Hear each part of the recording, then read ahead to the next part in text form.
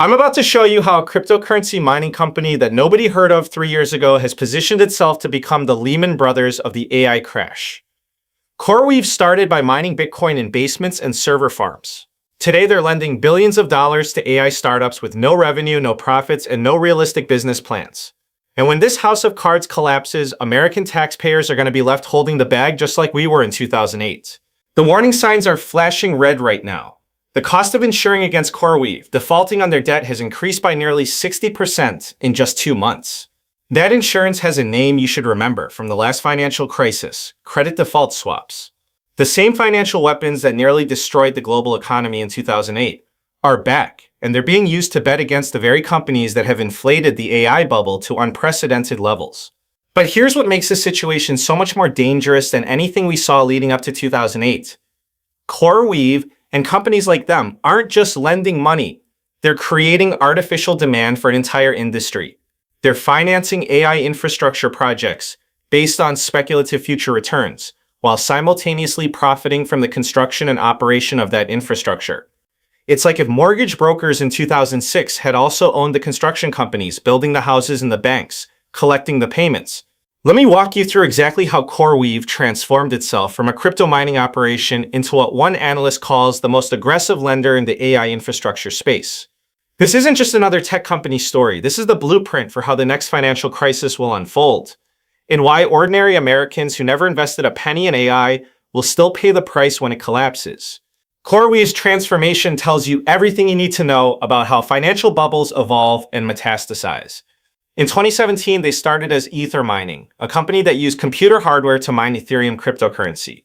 When crypto prices crashed in 2018, instead of going out of business like hundreds of other mining operations, they pivoted to renting out their computing power for other purposes. That pivot should have been the end of the story.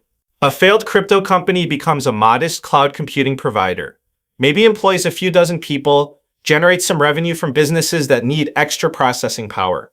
Instead, CoreWeave identified the AI boom as their opportunity to scale up their operation exponentially by becoming a lender to the very industry that needed their services. Here's where the story gets dangerous. CoreWeave started offering financing packages to AI companies that needed massive amounts of computing power, but didn't have the cash to pay for it up front. They would lend money to these startups to rent CoreWeave's own infrastructure. It's the digital equivalent of a car dealer that finances the cars they sell. Except imagine if the car dealer had no experience in banking, no oversight from financial regulators, and was lending to customers with no income verification. But it gets worse. CoreWeave didn't just lend monies. They started securitizing that debt and selling it to investors. They packaged loans to AI startups with no revenue into investment products that promised steady returns to pension funds, insurance companies, and other institutional investors. This is exactly the same playbook that mortgage brokers used in the mid-2000s when they packaged subprime loans into mortgage-backed securities. The scale of CoreWeave's operation today would be shocking if people understood what was happening. They've raised billions in debt financing to expand their data center operations. They're lending that money to AI companies that use it to pay CoreWeave for computing services. Then they're packaging those loans and selling them to investors who think they're buying low-risk infrastructure debt. It's a circular financing scheme that creates the illusion of genuine business activity while actually just moving money in circles.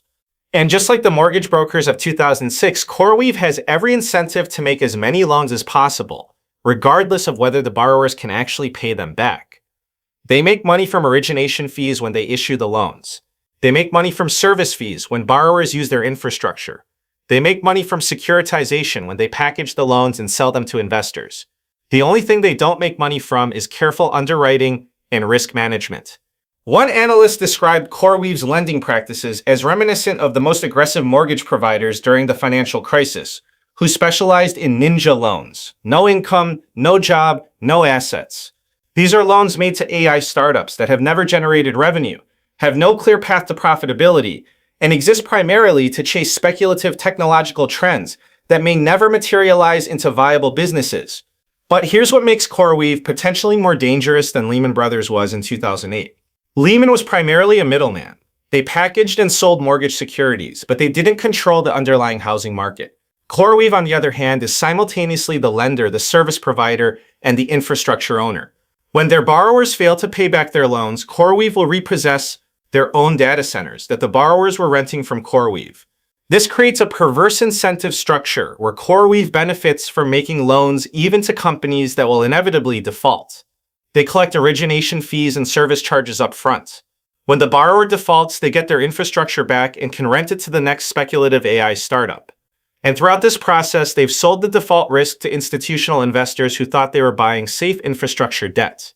The credit default swap market is already pricing in significant risk that CoreWeave and similar companies will default on their obligations.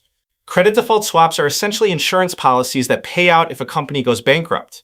The fact that the price of this insurance for CoreWeave has increased by 60% in 2 months tells you that sophisticated investors are betting heavily against the company's survival. But credit default swaps aren't just insurance. They're also speculative instruments that allow investors to bet against companies even if they don't own the underlying debt. This creates the same toxic dynamic we saw in 2008, where financial institutions had incentives to see companies fail because they would profit from credit default swap payouts. Some of the same Wall Street firms that nearly destroyed the economy betting against mortgage securities are now positioning themselves to profit from AI infrastructure failures. The systemic risk goes far beyond CoreWeave itself.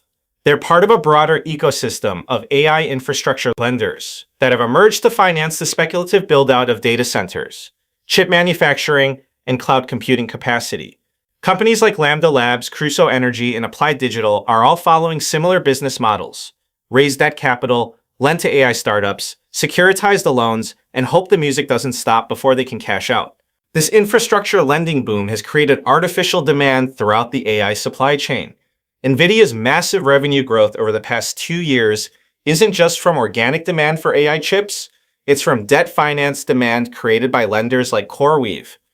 When AI startups can borrow money specifically to buy NVIDIA chips, and when those loans are packaged and sold to investors as low-risk infrastructure debt, you get the kind of circular financing that inflates bubbles to unsustainable levels. The parallels to the 2008 financial crisis are almost perfect, but with a technological twist. Instead of mortgage brokers lending to people who couldn't afford houses, we have AI infrastructure companies lending to startups that can't afford data centers. Instead of packaging subprime mortgages into securities, we have companies packaging AI infrastructure loans into investment products. Instead of selling those securities to pension funds and foreign banks, we have the exact same institutional investors buying AI debt that they think is backed by valuable technology assets. And just like 2008, the borrowers at the bottom of this pyramid are taking enormous risks with money they don't have to chase returns that probably don't exist. AI startups are borrowing millions of dollars to rent computing power for projects that may never generate revenue. They're betting their entire existence on the possibility that their AI models will somehow become profitable before their debt comes due. But there's a crucial difference that makes this bubble potentially more dangerous than the housing bubble. When mortgages went bad in 2008, at least there were actual houses that lenders could repossess and sell. When AI infrastructure loans go bad, what exactly gets repossessed? Computer servers that are rapidly depreciating as newer technology comes online. Data centers that are only valuable if there's ongoing demand for AI computing. Software and algorithms that may be worthless if the underlying business models prove unsustainable. The employment implications of an AI infrastructure crash would be severe. Unlike the housing bubble that primarily affected construction and real estate, the AI collapse would hit technology workers, data center operators, chip manufacturers, and software developers in expensive metropolitan areas where workers have significant expenses. State and municipal governments that have been collecting massive tax revenues from AI companies and their employees will face budget crises when this income disappears. Cities like San Francisco that depend on commercial real estate taxes from tech companies will see their revenue collapse when AI startups go out of business and data centers sit empty. But here's the part that should make every American taxpayer furious. When CoreWeave and similar companies inevitably collapse, they'll demand bailouts using the same justification we heard in 2008. They'll claim that their failure would destroy the AI industry and threaten American technological competitiveness. They'll point to the pension funds and insurance companies that bought their securitized debt and argue that letting them fail would devastate retiree savings. The Federal Reserve and Treasury Department will face enormous pressure to bail out AI infrastructure lenders, just like they bailed out banks and insurance companies in 2008. They'll create special lending facilities to purchase AI infrastructure debt at inflated prices. They'll provide guarantees for new lending to prevent a complete collapse of AI financing. And ordinary taxpayers will fund all of this through inflation, debt, and reduced government services. Financial regulators have been asleep at the wheel just like before 2008. The OCC isn't examining bank capital reserves for AI lending.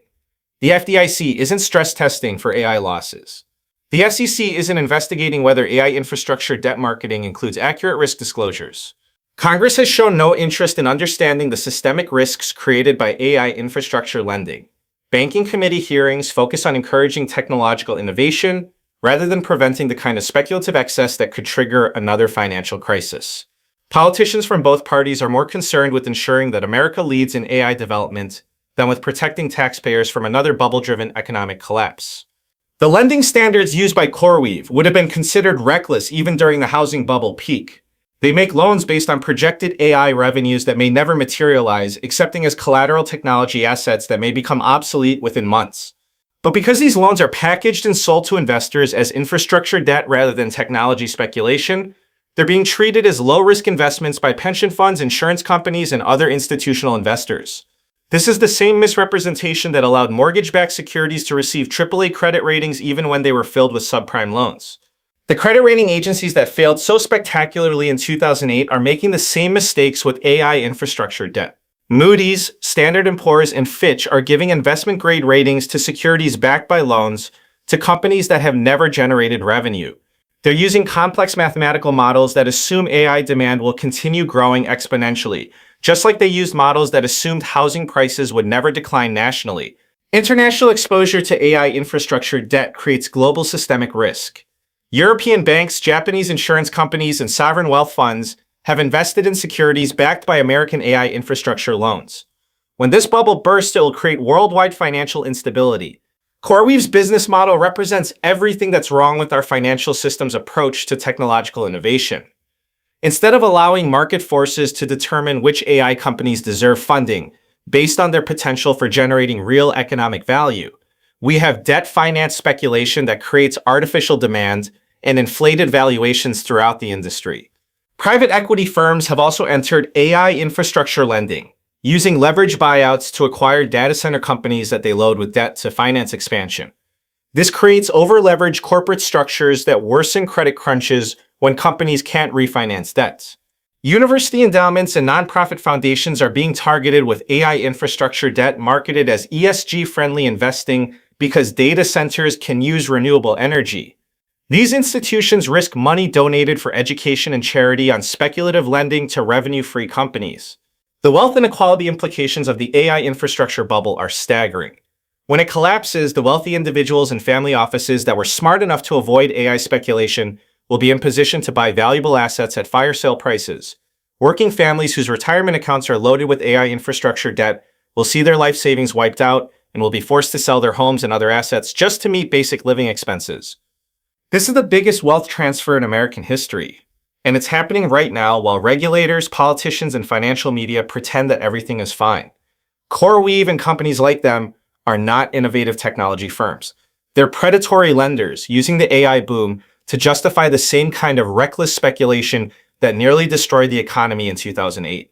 The question isn't whether CoreWeave will become the next Lehman Brothers. It's whether American taxpayers will once again be forced to bail out the financial system when speculative lending based on fictional business models inevitably collapses.